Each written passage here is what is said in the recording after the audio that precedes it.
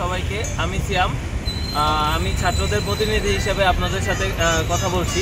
সকল সমস্যার সমাধানে আমরা ছাত্ররা স্বতঃস্ফূর্তভাবে কাজ করে যাচ্ছি। আমাদের এই অক্লান্ত পরিশ্রম দেখে আমাদের শিক্ষকরা, আমাদের গার্জিয়ানরা আমাদের পাশে এসে দাঁড়িয়েছেন। তারা আমাদেরকে নানানভাবে সহযোগিতা করেছেন, যা আমাদের মনোবল বৃদ্ধিতে অনেক গুরুত্বপূর্ণ ভূমিকা পালন করছে।